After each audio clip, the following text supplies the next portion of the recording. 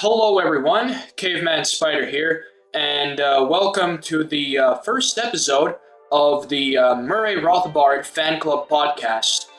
I will be joined by Robert. He is a fellow Latvian. The libertarian community in my country is very small, 3 people, but it's more than it's more than zero, and It's that's more than enough for now.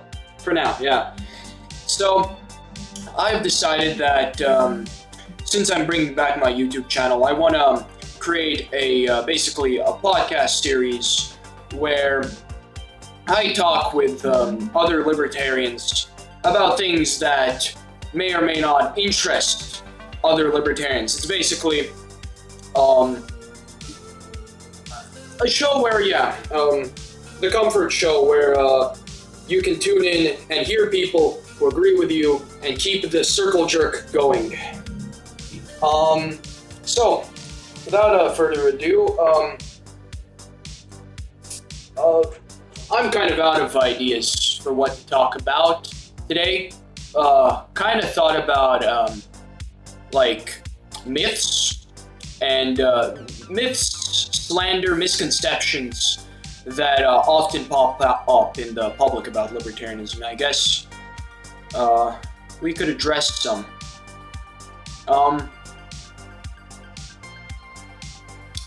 What do you think is the most famous one?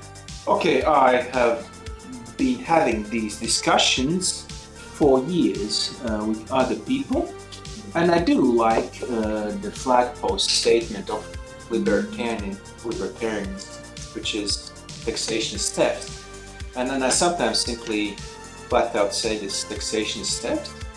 Then I watch the reaction of others, right? And if the person is in good faith, he thinks for like 2 seconds, like taxation is theft, loading. Then the standard answer is, well, who will build the roads? And when I was a young lad, as Caveman Spider is, I was naive enough to actually provide theoretical solutions or try to engage with the other person like that. After 10 years of doing so, I found out this is really fucking useless. And I simply answer, you will never have any roads ever. Roads are useless. You will not go anywhere. Never, ever. But doesn't this just make libertarians seem like crazy people completely? That we don't even try to solve the problems. Well, in a way, maybe. But it brings humor in the conversation. It lightens up the mood of the room. Again, if the person is in good faith, he will have a chuckle. And then he'll be more open to any and all further arguments, let's say. But the thing is that I have realized that providing theoretical models, the problem is that they are theoretical, right? So, meaning there's no empirical basis for theoretical model. And the problem is, well, that's the problem, that's the essence. The problem is that it's theory. Because for a very skeptical person, you need some kind of empirical evidence, right? And no matter how good of a model I would provide for this hypothetical situation, well, who would build roads in libertarian society, it will not be good enough for him. So I simply need to reframe the question altogether. Actually, saying roads are useless, that kind of gives me an idea. I guess, in a sense, maybe it's not the worst kind of response you could give, because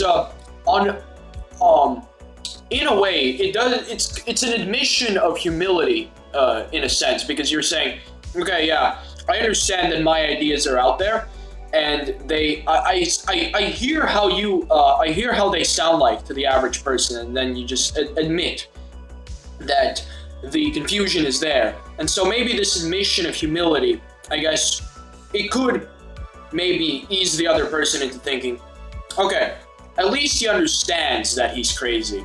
And then maybe this self-awareness will allow the person to actually listen when there's a serious argument. Perhaps. Yeah, but were I serious, I would still be very reluctant to provide a precise theoretical model were I able to. I would argue that this is not a matter of practicality. This is a matter of ethics, right? So it's a matter of government abuse, meaning government unlawfully appropriates, steals people's money, and that's it, right? And thus we should have all things built for us without this factor of theft being present, right? And it's just a matter of righteousness. I do like the word righteousness more than righteousness. It's not biblical word, right? So so you can simply make a comparison, right? So who will build roads if there's no government built roads? I don't know. Who will work in a field if there are no slaves? Who will make babies if there are no arranged marriages, and so on. You make this type of comparison to get the wheels of mind, get the wheels going, get the gears going in the mind of the person. If your interlocutor, you will. Yeah. To be fair, I kind of do see. Yeah, definitely. I would also say I'm a strict, not literal deont. I would definitely consider myself a virtue ethicist, but in a sense, like practically speaking, I am a strict deontologist on this. Even if the PhD mainstream economists who are absolutely wrong about everything, by the way, even if they were right, I would still keep my head in the sand. I would still be a libertarian, because what matters is the ethics of it, more so than the economics. But the economics are important to show that good things have good consequences too. But even if the consequences were quote unquote unacceptable, I'd still rather, live a uncomfortable life, live a very horrible life free rather than a good life unfree. But this probably does not bring many people into the audience. Yeah.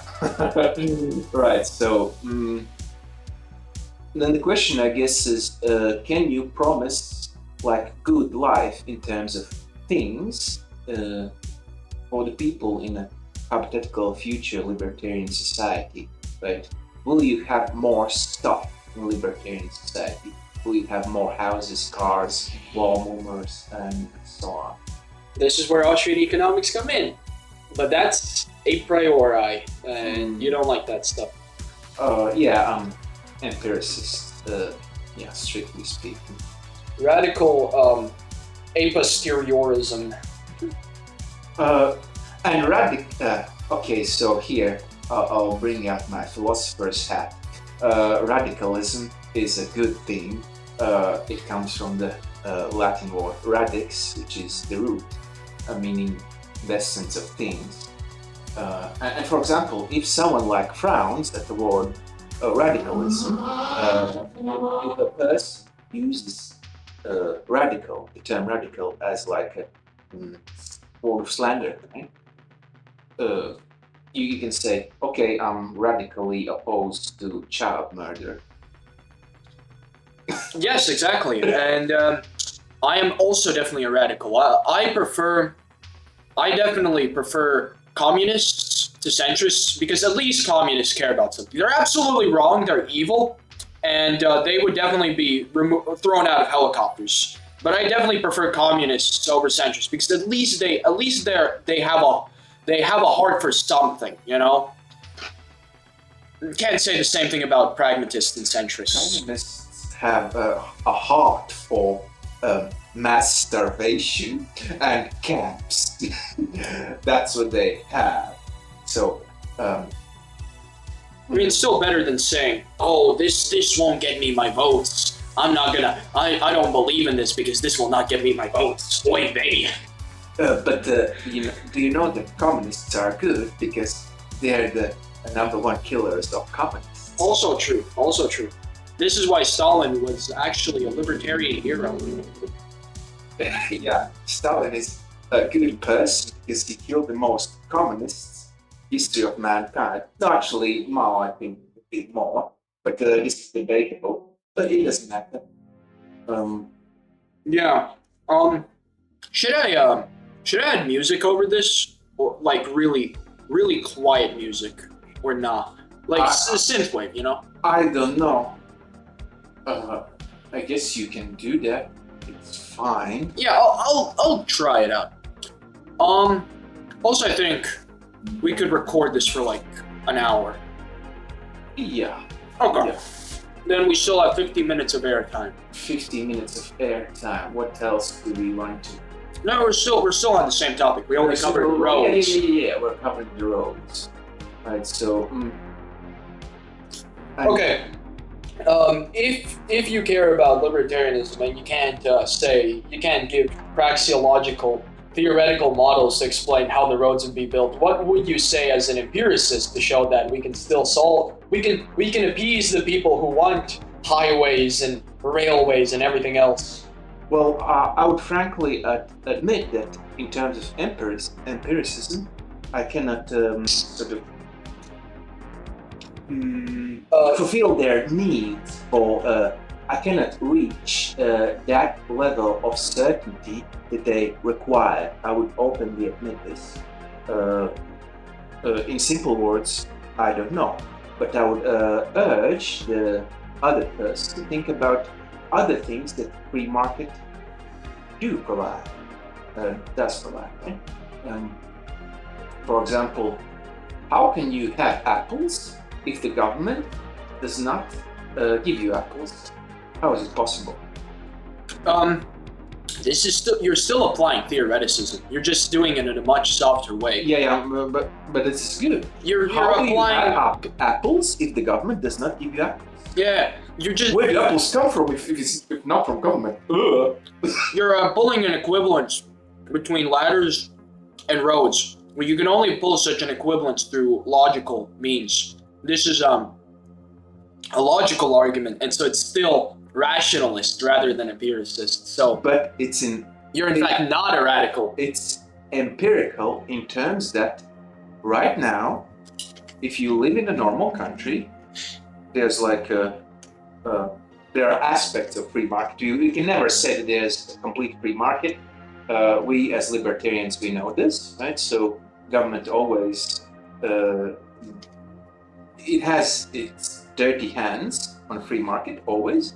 Nevertheless, we have aspects of free market, meaning there are shops, meaning that there are stores where there are fruits sold, and you simply go into store and you buy the apple, and that's it. That's how you get the apple, and that's how. And this is right here, right now. This is your lived experience as a citizen in a normal country.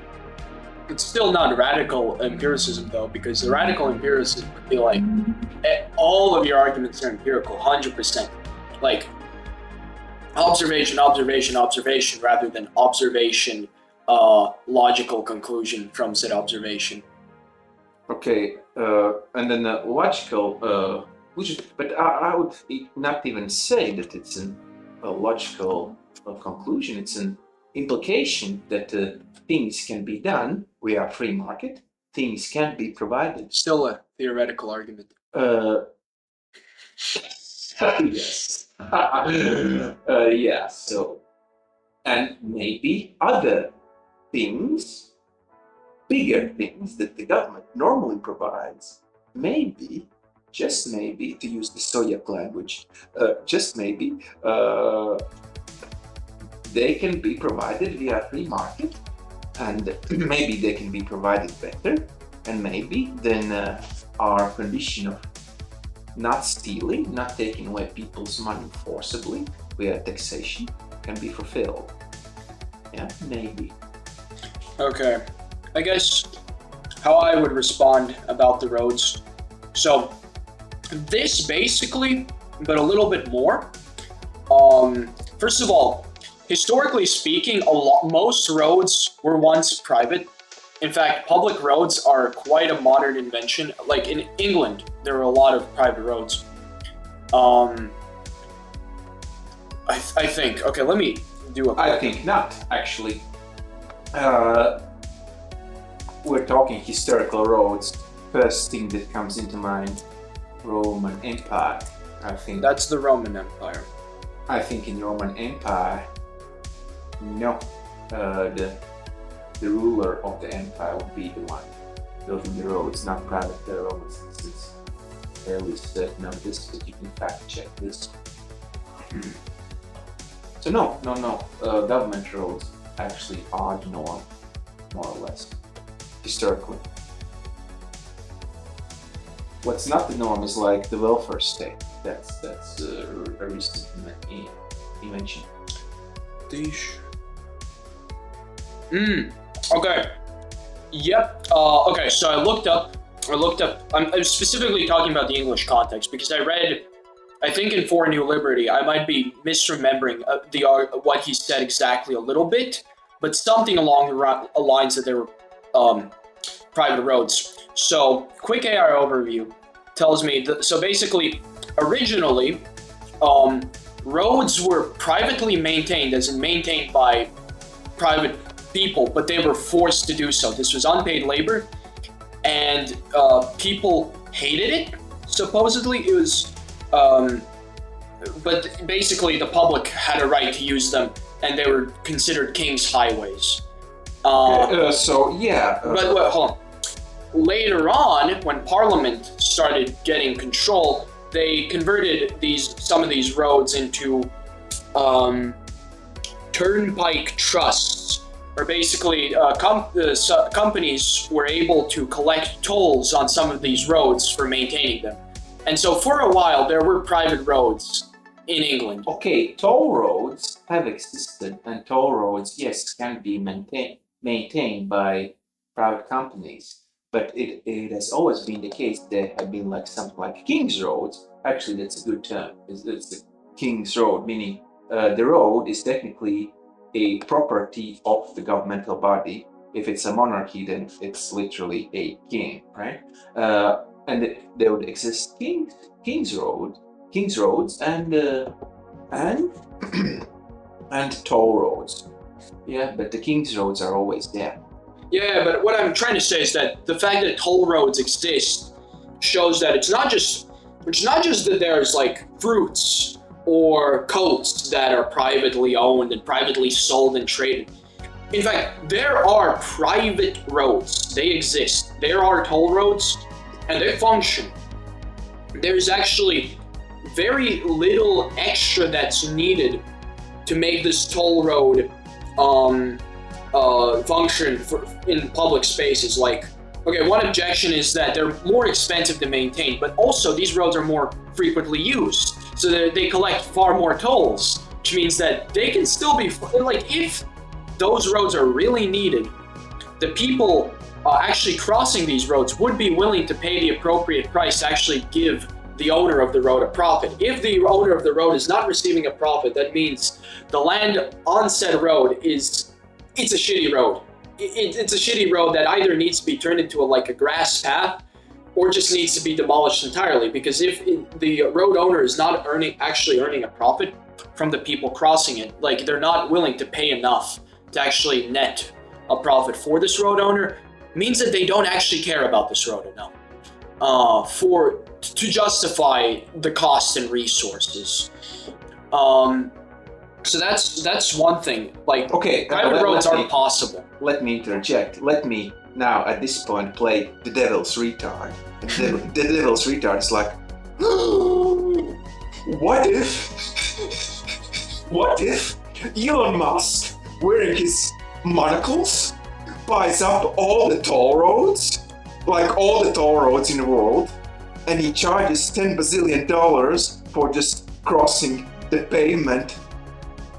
I will be stuck in my home and I will die. So there's several things about this. First of all, about monopolies. Now, I don't believe in that. I think natural monopolies are a myth, especially natural monopoly prices. The idea that a single company will collect everything, and then, like, in a private, unregulated market, will collect everything and will charge exorbitant fees and will stay around forever. I think this is a myth. But even if we consider this, like, if we consider the trust buster argument, there's still no justification to have these roads be nationalized, because we could just say, oh, you can own private roads, but if there appears a monopolist who tries to consolidate all these roads, we can just axe this company into a couple smaller companies. So competition returns, right? So I would say, still, even for the person who believes that monopolies are possible, there's no justification to say monopolies are the argument against private roads. And also, about blocking people out, I have heard interesting arguments from other libertarian thinkers. I think it was some kind of Polish writer, some kind of Dominiak. He wrote a very niche libertarian paper about the Blockian proviso, because apparently it was like authored by Walter Block or something.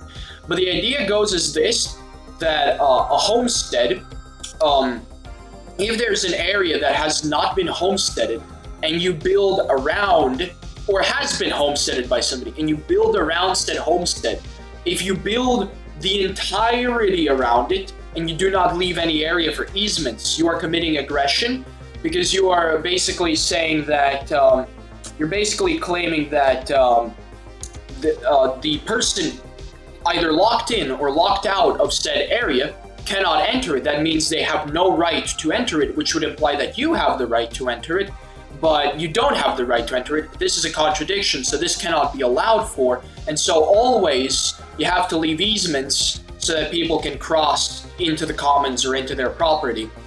I believe in a slightly modified version of this theory. I don't think you can exactly homestead around the entire area. You can, I think you can make a donut homestead. However, I believe that there's two, first I would make the distinction between two kinds of passages. One is regular passage, where you just cross an area because it's the most convenient way of crossing said area, and say that it's a toll road. You cannot be, like, the road owner can ask full price. And then I make a separate kind of passage called emergency passage, where if this is the only way, literally only way to cross your property into the commons, another person's property or whatever, if this is the only way to cross, there is nothing the owner can do to stop you. He does not have a right to forestall you using his property to prevent you. He has no right to prevent you from crossing into the area that is blocked by his property. And so he would have to, he would have to provide some kind of easement.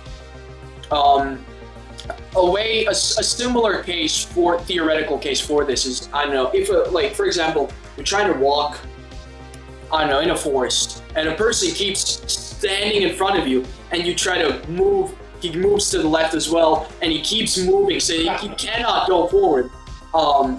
And, like, the only way to get across would be you lynching him or something. So shoving him. What? Shove him. Yeah, exactly. This would technically be like you were shoving him would be justified, because his act of forestalling is aggression.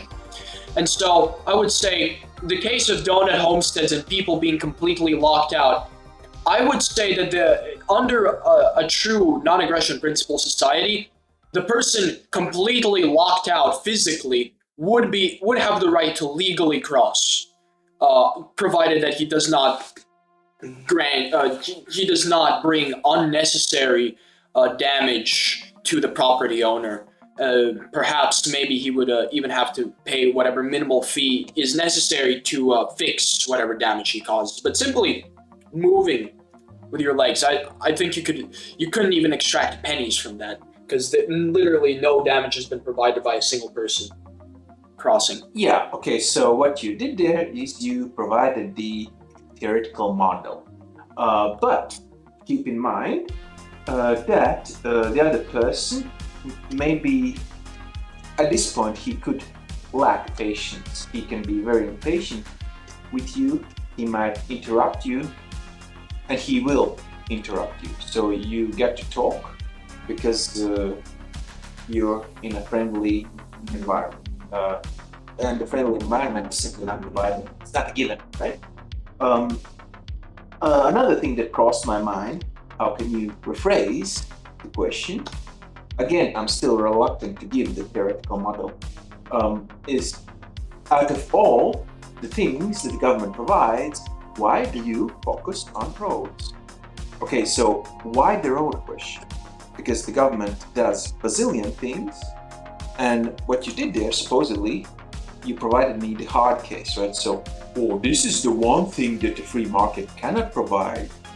But actually, libertarians sort of agree that the roads are not the hardest part of the libertarian theory, of libertarian praxis, right? The hardest part would be national defense. National defense, exactly. National defense is the hardest part out of all the libertarian theory, not the roads. So why do you ask me about the roads? Because people think, oh, this is the one good I've lived my entire life with having them public, and they're like, I see roads way more often than I see like private police officers, and so of course I'm gonna psychologically think of roads first. Also, it's not just roads. Sometimes when you just bring up a radical free market society, they will bring up the topic of healthcare very, very often. They're like, oh, you want the American situation where healthcare is ginormously expensive. How would you answer the objector about healthcare, the healthcare issue? Okay, if I'm asked about healthcare, I would make snarky observations about healthcare systems worldwide. Meaning, there's a meme. I mean, specifically. I'll tell you the meme, right? So, situation A, American healthcare system. Person walks in a hospital with a broken arm. Doctor, please fix my arm. Okay, I'll fix your arm. $100,000, please. Situation B, healthcare system in United Kingdom. Doctor, I broke my arm. Please fix me. Okay, please wait in line for 2 years. Situation C, a Canadian healthcare system. Please fix my arm. Please kill yourself. Because I heard this is a joke back then, right? So there was the article, plenty of articles actually, where the person was sick and the doctor actually sort of pushed the patient in the direction of euthanasia. Right? Yeah. Yeah. So it's actually better to pay large sums of money than to wait like enormous time in line for the health care to be provided to you, or you being enticed to kill yourself. That would be the first thing I would say. If the healthcare being super expensive is not the worst part, I would simply say that. But what about Denmark and Sweden and Norway? What about the Scandinavia? They have socialism and it works just so damn well. I would say about the Denmark healthcare system, I don't know. I know about UK healthcare system actually. Yeah. Regarding. But that's like the golden child of national healthcare. Golden child. Yeah, I have. Regarding that, I don't have a rebuttal. You do have a rebuttal regarding the Scandinavian healthcare system. Their taxes are absurdly high. Yes, they are like 50-60%. Depends on the country. Depends on like many things, right? But okay, then if I have brought in a sort of statist ideology, I'll be willing to say, okay, it's okay for me to pay 50%, 60% of my income in taxes as long as I have good health care. If I'm a statist, I'm willing to say that, given this is the deal, this is the package given to me. Okay.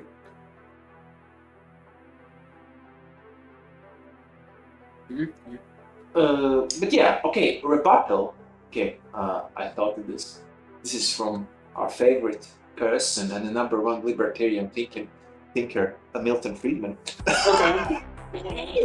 Number one libertarian thinker, Milton Friedman. Yes. I mean, right. So the argument is basically, okay, you have good things in Scandinavia. Oh, admit this, it's fine. They do have good things, but they would have even better things with a free market. yeah, that also true. They wouldn't have the absurdly high taxes. Meaning, were you to make Scandinavian statist healthcare system sort of more into American healthcare system, more like free market oriented healthcare system would be still better, simply because Scandinavia is rich in itself. It would not be a problem like that. Actually, technically false. Why? I mean, not. Okay, maybe in total GDP. Good question. Which is higher GDP per capita? No, but GDP per capita, I don't think you get the right thing by looking at this number. You don't get the thing that you need. You need like purchasing power. Purchasing power, yeah. Purchasing power parity. The United States has, but Denmark ranks significantly higher in overall wealth quality, post-tax median income. Yeah. Okay. So the purchasing power for an average person in Denmark is much higher than the average person in the US. So yeah, it's true. Yeah, fair enough.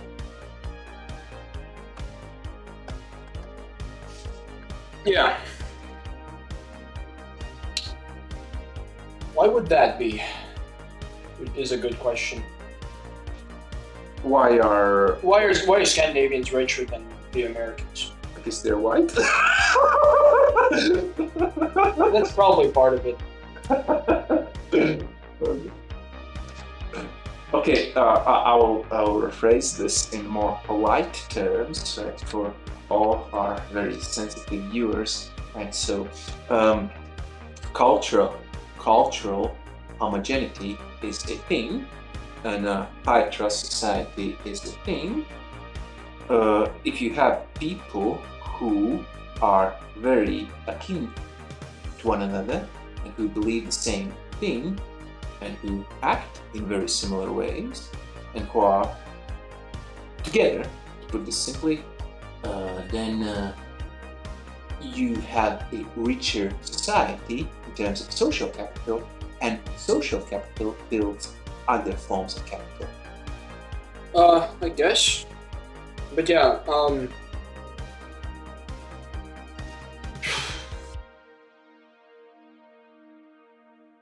good question.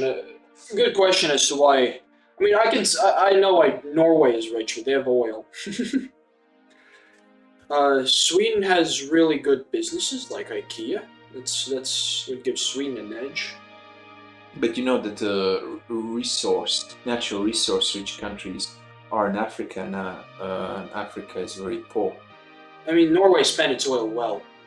Yeah, but you have to have the natural resource, and you have to extract the resource properly, and then use the advantage properly. Yeah, but Norway is rich because of its oil.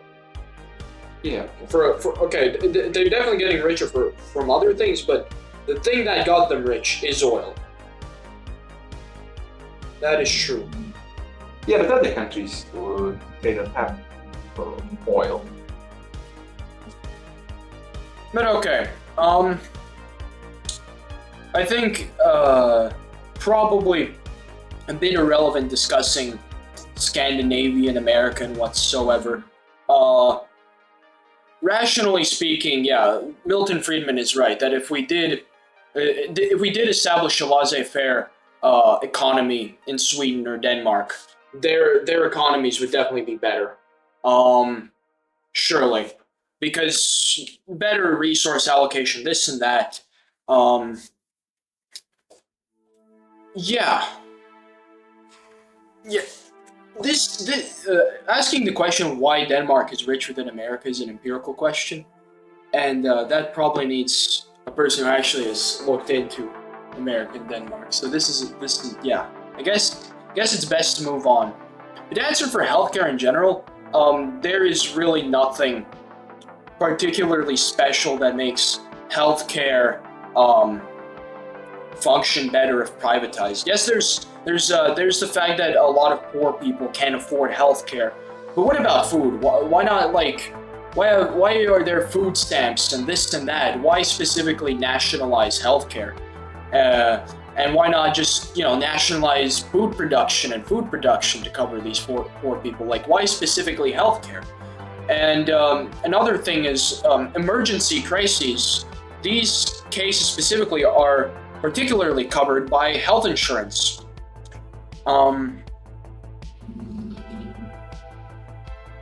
However, speaking of health insurance, there's actually a common argument made by mainstream economists that private health insurance is actually has a market failure, because the thing is, if you don't have everybody participating in mandatory health, if you don't have everybody mandatorily participating in health insurance, then the people who are participating in health insurance, their costs are just significantly higher. So the population, the people who actually buy health insurance are usually the ones who are actually likely to get sick, the ones who do have the issues. They're the ones who are of a greater cost to the health insurance company. And because the healthy people are usually the ones who don't pay in for health insurance, they still face crises. They usually have to pay these high prices. And at the same time, because they didn't chip into the health insurance market, the sick people have significantly higher prices to pay. And if the healthy people did chip into the health insurance market, then their prices would be far lower. So yeah, I was willing to say that's a form of freeloader problem, but now I'm thinking it is a kind of freeloader problem, right? Free rider, yeah. Okay, so Thomas Sowell, in the book Basic Economics, he argues for actually discriminatory prices for health insurance, meaning old people should pay more, sick people should pay more. Actually, men should pay more in terms of car insurance than women, because men are more risky drivers. So isn't it the other way around? Aren't women the ones that are terrible drivers?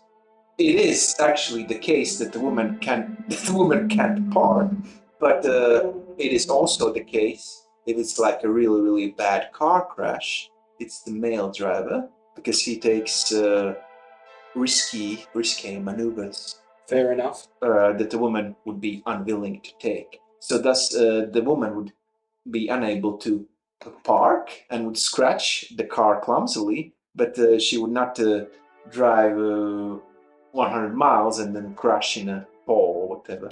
Right? Right, and thus discriminatory policies are okay and they are good, and it's also the case that the government can come in and make a law regarding these discriminatory policies and say, oh no, you can't do that. There should be a fixed price for both old people, young people, men and women. Right? This actually harms the proper allocation of resources. Yeah, it does, because basically it causes a shortage specifically for these sicker populations. Yeah. Yeah. Very similar.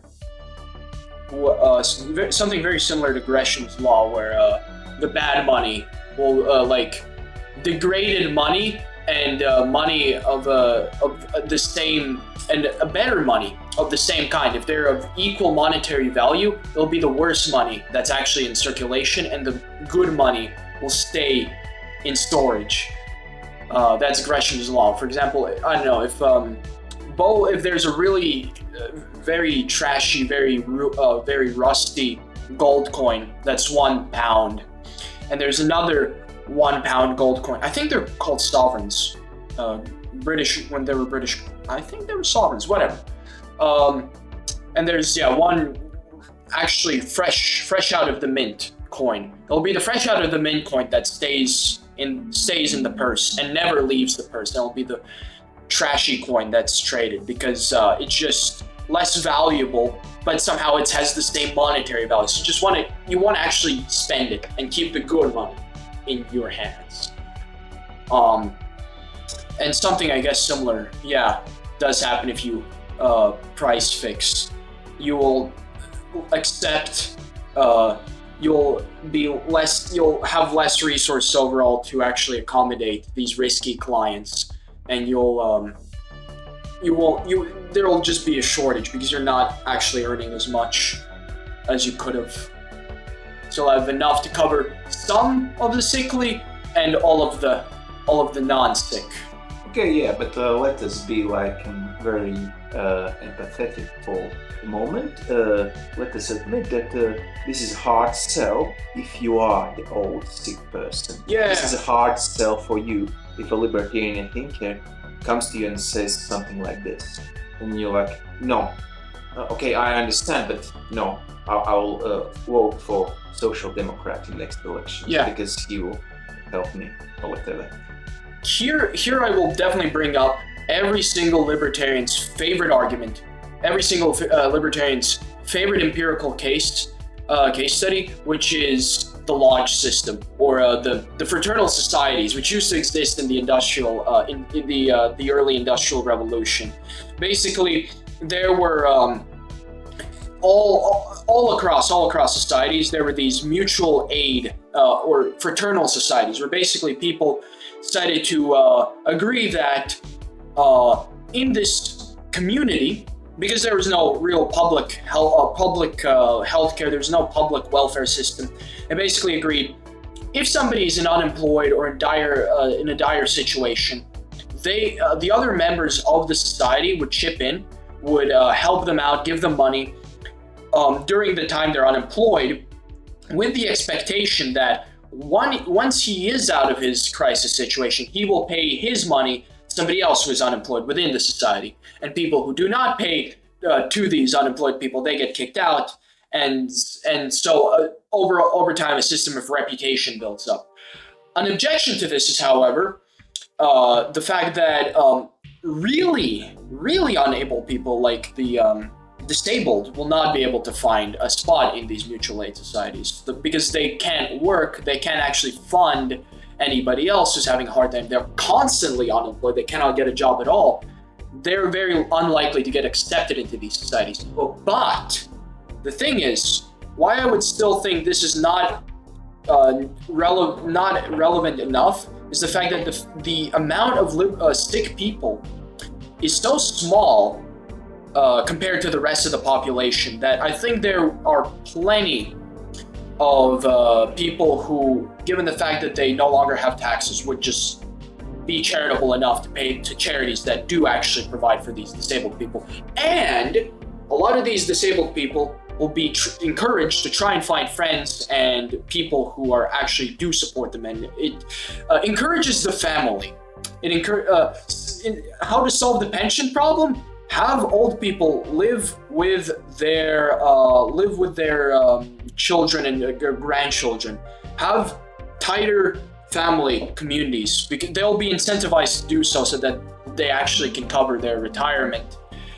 This is a double good effect. For one, it has a more tightly knit society. I'd say it improves the culture, and it also covers this welfare issue. Like, we didn't have the welfare state for a long time. What happened to these old and sick people? They weren't just dying all the time.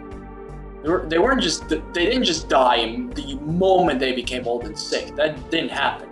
They were accommodated by somebody, and that somebody was the family. Yeah.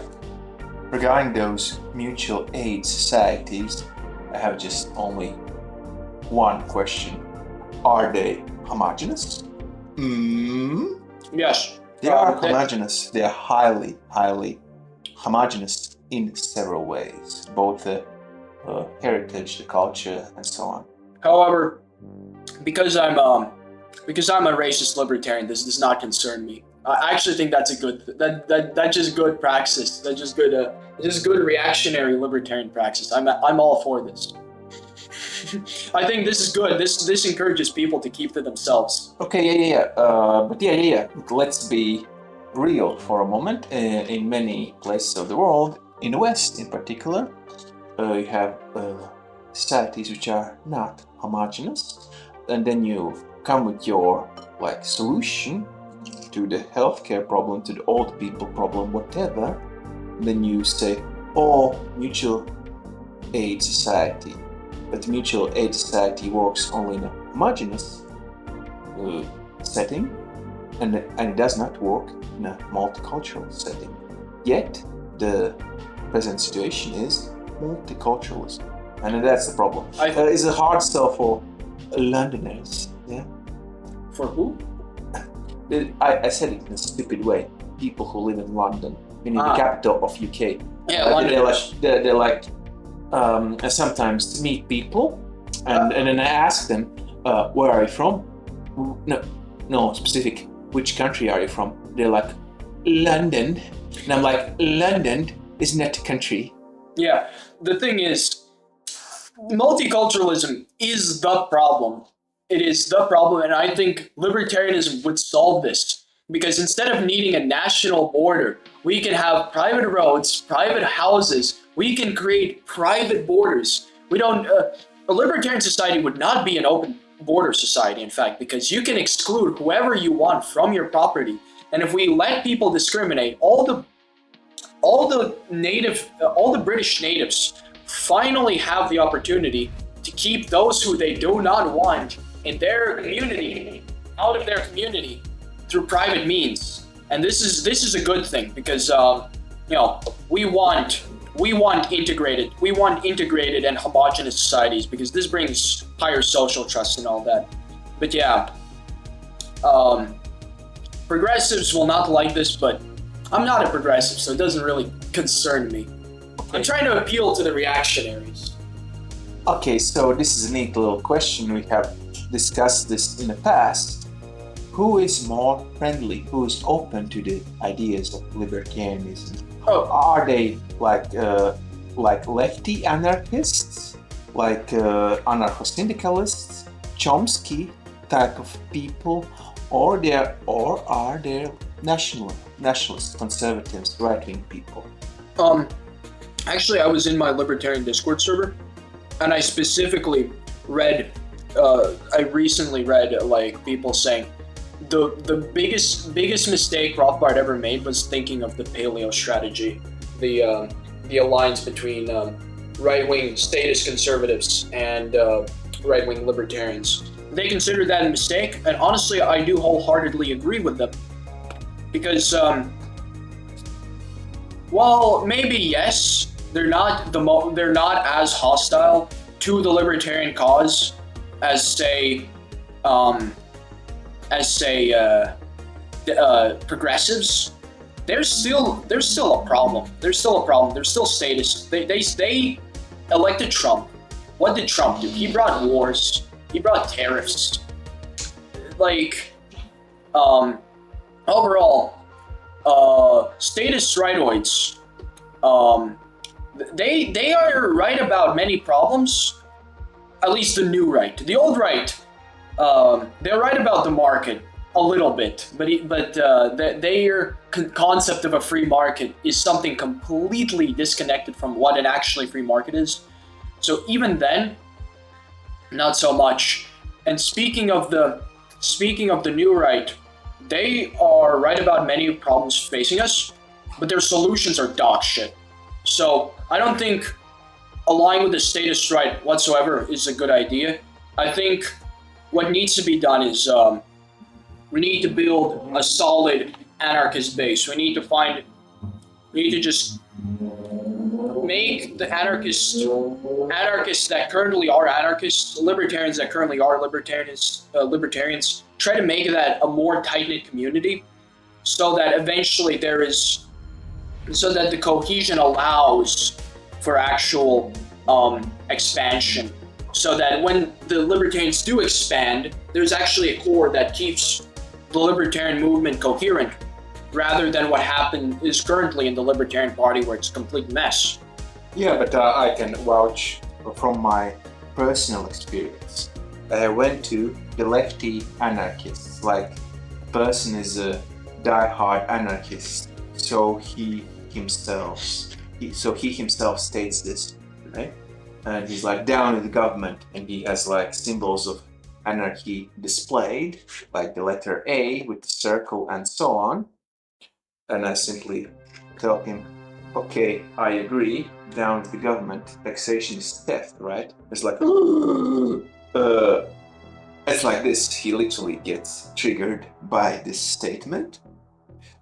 On the other hand, I go to a Christian nationalist, and I tell him, okay, taxation is theft, and he's like, that's okay. Not always. But it's like this always for me, literally always for me. This is my experience 100% of the time.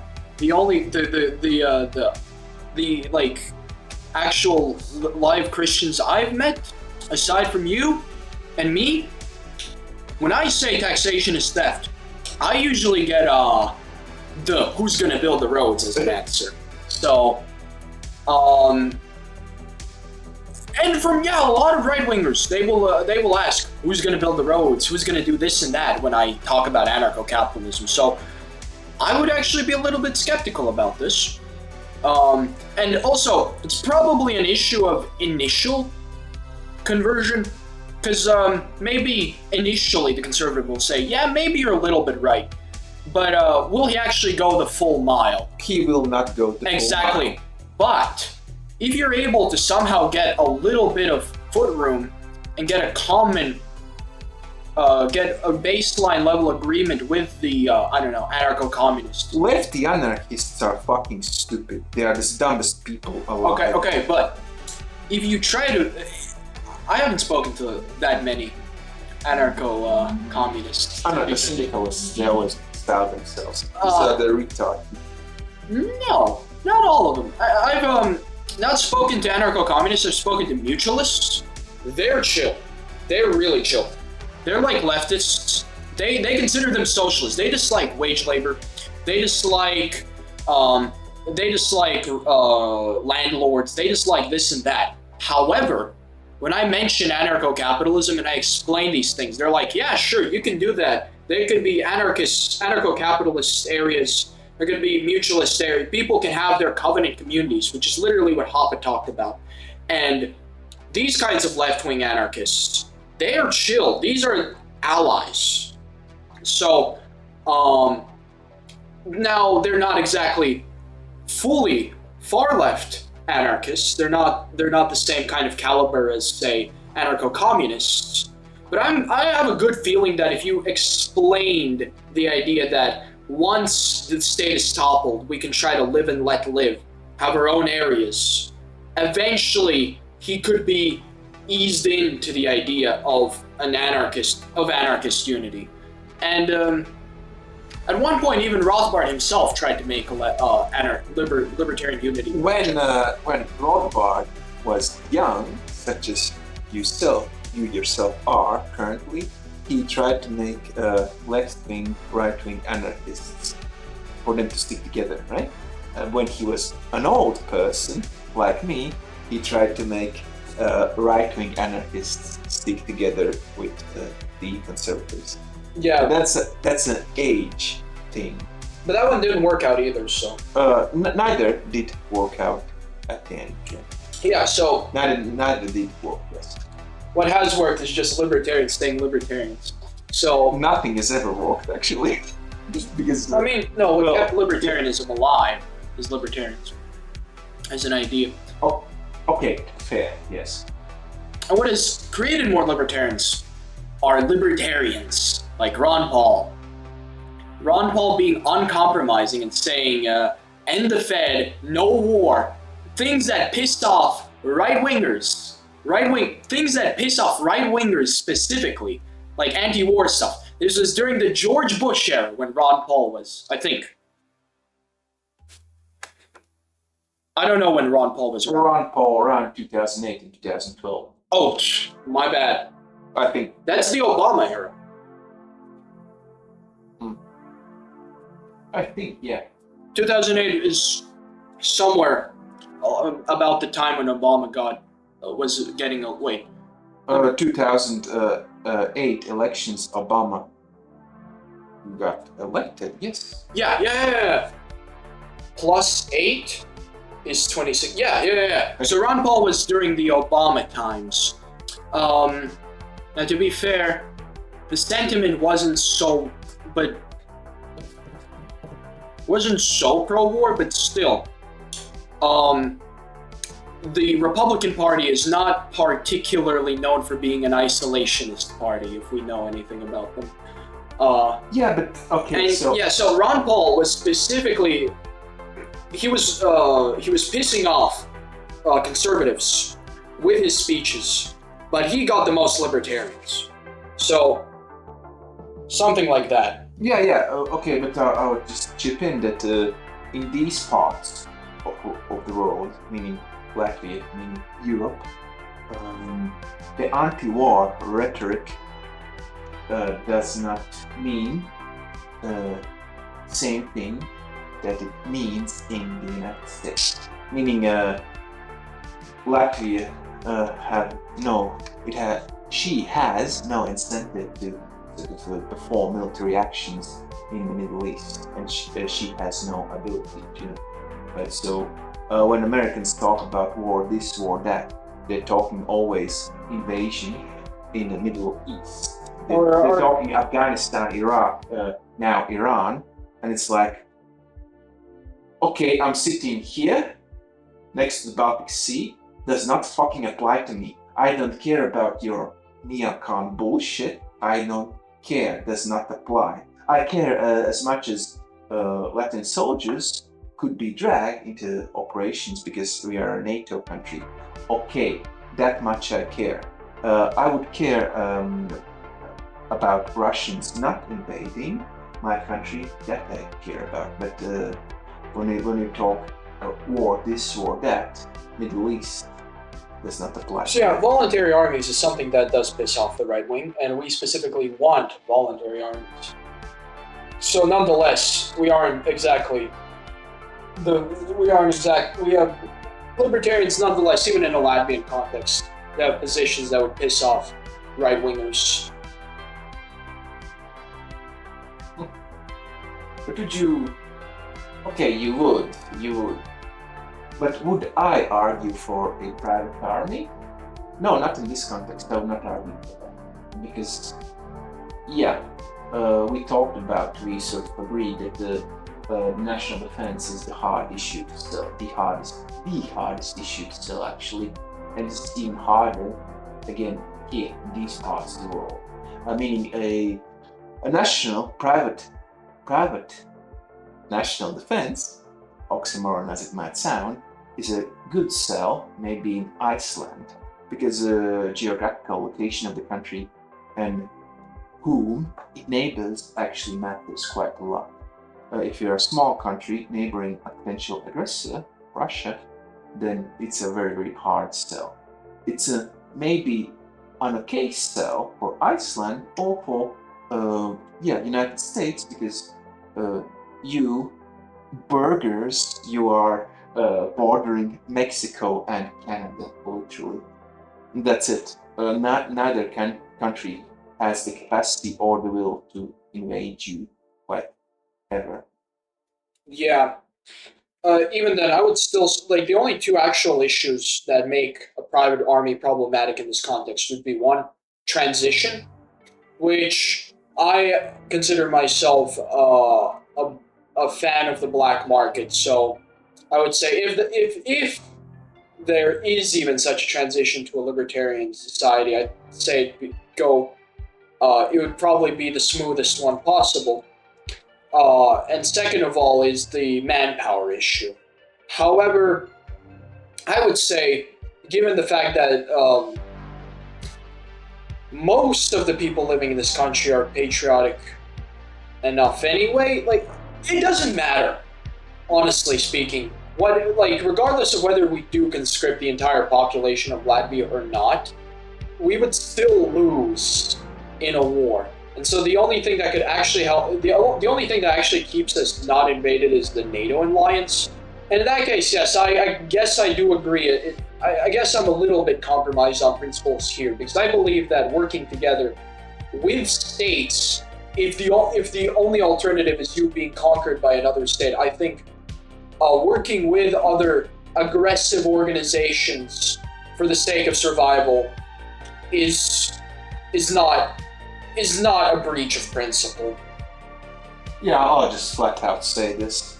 I am okay with the dreaded American industrial military complex. I'm okay with this monstrosity to threaten the state of Russia. I'm okay with this. No, I would like, considering the fact that the American people are still people, and the fact that they're the ones who are being robbed to support this, I absolutely do not support the U.S. I thank American people for their noble sacrifice. Your government steals from you money against your own will, and it humiliates you. But some of the tax money, it goes to your corrupt politicians, but some of the tax money goes into building and purchasing rockets and ammo, which threatens Russia. So, thank you. I would say I would live. Could I live in a libertarian paradise where Russia is not a threat, where we can just take off all our shackles, where we would not be forcibly taxed, then I would take this. But I don't have this taxes in paradise. I don't have this. Well, yeah. In my opinion, like, I would say I would be fine with working with NATO, like, in whatever capacity. As I said before, I think a libertarian society allying with states in order to defend itself is not the worst thing ever. Specifically, if it's only defensive. For one, and second, if it's really necessary, like if it's a matter of survival. However, survival from aggression. However, I would still say the American people have the absolute right to revolt against their government, and if they did choose to become isolationist, and that did result in my country being conquered, I could not put a single ounce of moral blame or discontent that the Americans overthrew their chains. That would be a breach of moral principle, for sure. And while it's okay to work with states, it's not okay to fund these states. Like, if Latvia was like a really rich country, and it was able to, I don't know, get its defense by paying the state to put down its people, I would say that such an arrangement would be wrong, for sure. Such an arrangement would not be acceptable. If the defensive alliance is of such a character that you're not sponsoring the domestic oppression within that country, then it's an acceptable defensive alliance. They're still questionable, but it's for the most part acceptable. Yeah, I would not blame the Americans for revolting. Yeah, I would not blame them. Yeah, but it would be a difficult situation for small countries in Europe bordering Russia. would be super difficult to arrange any form of meaningful protection. Yeah, and that's the situation, sadly. Yeah, but I would not point fingers. I would not point fingers. Yeah, I would not do that. That much upon we agree. Yes. What else? I think. Speaking of places where a libertarian movement does exist, like if there is no libertarian movement, then there can be no talk of a libertarian strategy in the first place. The only thing you can do is just spread the message.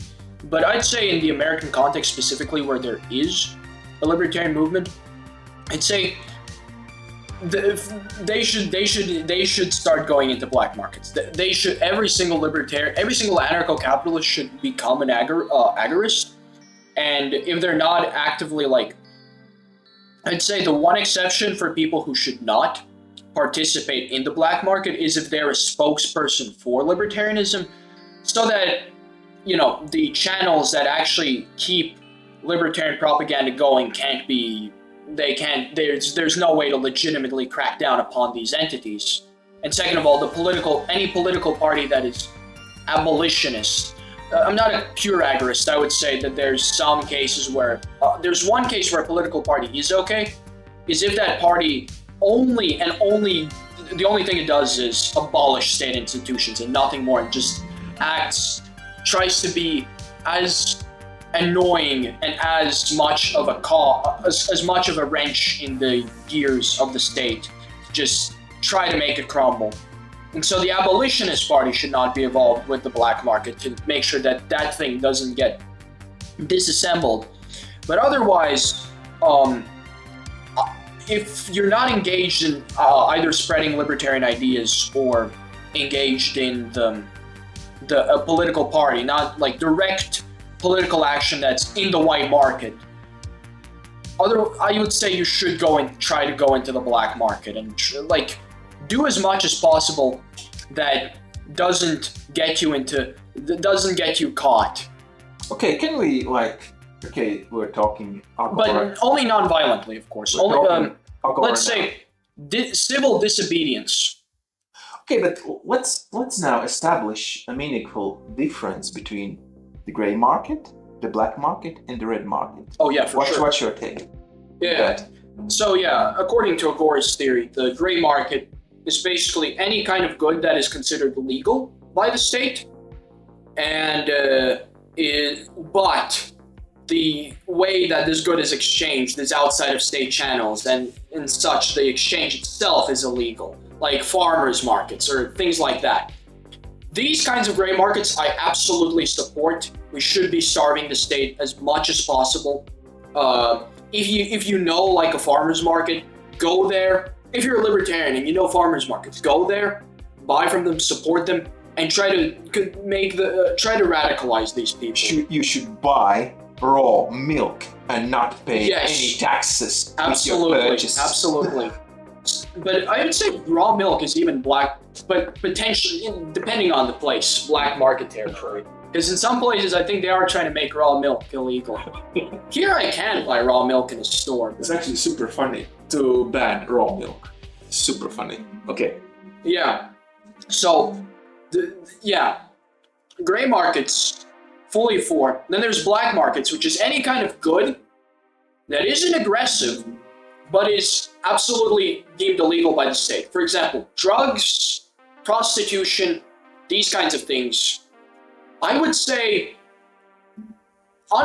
just because the illegality of it, I would actually advise against going into these strict black markets and stick to gray markets as the main form of counter-economics. Because I just think engaging in these kinds of goods is just immoral. It ruins your soul to be a junkie. Unless it's like weed, then it's a good black market. But prostitution, being a junkie on meth, I don't think these things should be illegal. I think they should be. Nobody has a right to aggress people who do engage in these black markets. However, they shouldn't be doing these things. So, as a reactionary libertarian, I would actually advise sticking to the gray market, sticking to legal, goods that are actually good and are considered unofficial channels, which the state would dislike and would try to get the IRS to go after. Regarding drugs, do you know that the Libertarian Party is the real Green Party? Mhm. Yeah. Because libertarians always smoke weed, bro. Always, of course. Yeah. And there's another kind of market, which is the red market, which is absolutely wrong, punishable even in an anarcho-capitalist society. And these are markets where specifically the good is aggressive. For example, hitmen, slaves, anything evil to do with children. These kinds of things are a strict red market and are wrong, and no agorist would ever do these things. No agorist should ever do that. Any person who does these things is no longer an agorist. He's an illegalist. He'll be physically removed in the libertarian revolution. So anybody who isn't an official ambassador for the libertarian cause should try to find ways to be independent of the state. You don't necessarily have to be illegal. Maybe don't be illegal, but at least try to work together, try to be with these libertarians, try to make parallel institutions, try to make markets that are not supervised, try to be as independent of the state as possible. Like, I don't know, grow your own food, this and that. Try to make these pockets of disconnect where it's possible to actually build the parallel society that when people actually are notified of libertarianism, there's a place where they can go to, and once this market, this agora, grows, eventually it can. This will be what actually replaces the state. When the abolitionists, the party, is big enough, is popular enough, it chops down every single state institution.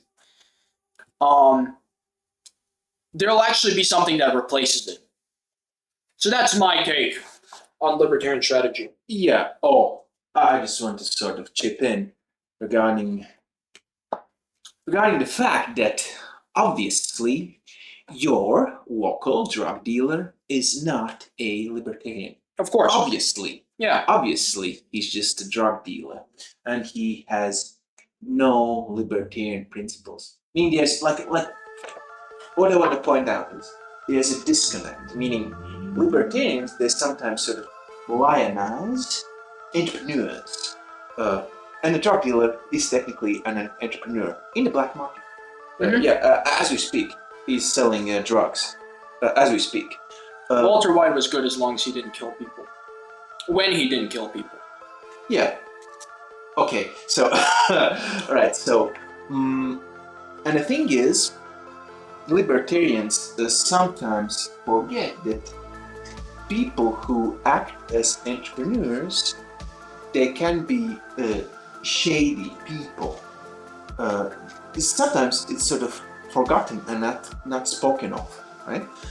It sounds like a lefty talking point. Oh, evil capitalists, blah, blah, blah, blah, blah.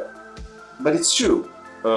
People who act in the free market, who act as entrepreneurs, can be shady people. Meaning your local drug dealer, he can sell you a bad product, right? He might dilute the drug. He might sell the drug to little kids, which could be highly, not only it could, it is questionable ethically.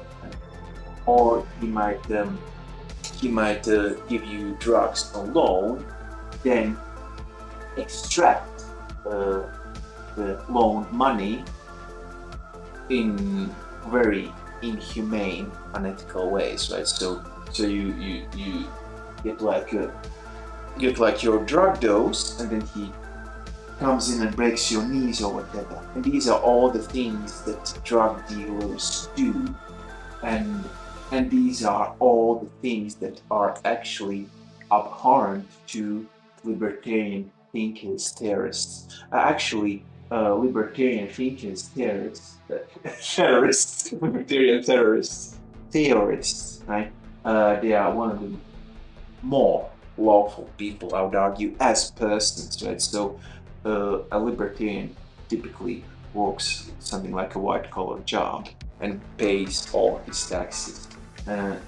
He's a very, very lawful person in his daily life. Yeah. So, anyways, nonetheless, currently there's not enough momentum for such an agora to actually be meaningful libertarian praxis. I will admit, this is not a realistic strategy whatsoever.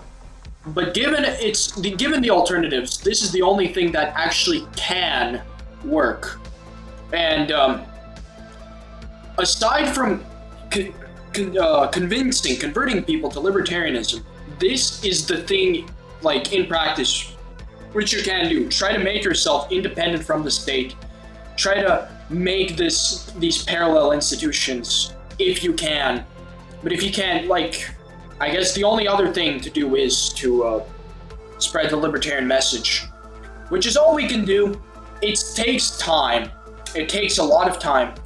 However, there was quite a bit of delay before when Marx made his manifesto, and between that and the first successful successful communists. The first officially communist state, 1917. That's 50 more or less 70-year gap. Now we've had libertarianism around a bit about that same time, if not longer. But good things take time, and if we as libertarians are dedicated enough to actually spread the libertarian message and actually try to do as much libertarian praxis as we can, we could eventually be a little bit successful. Okay, so let me, I think this is the closing statement. I want to close with a joke, right? Right, so, and a joke is a knock-knock joke for you Americans. So, knock-knock, who's there? The police. We shot your dog. That's it. Is that The police are very violent and they harm animals because they are statists. That's the joke. Yeah, that's not a very funny joke. But anyways, yeah, this was a very disorganized episode, I'm aware. This is because I was out of ideas, but also it's because this is the first installment of this podcast. So I guess this is a little bit of an easing in, an introduction. Bunch of I think people will love this shit. It's like we'll get plenty of likes. Yeah, I doubt so. The economics in one lesson, you got like 2 likes. It takes time, right?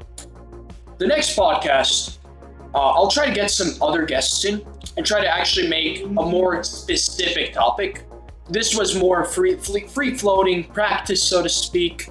If you found this entertaining, that is delightful. You'll definitely like the next episodes even more.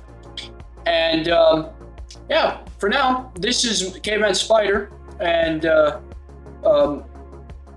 long-term guest Roberts, and we will keep trying to spread the libertarian message from this channel and probably from other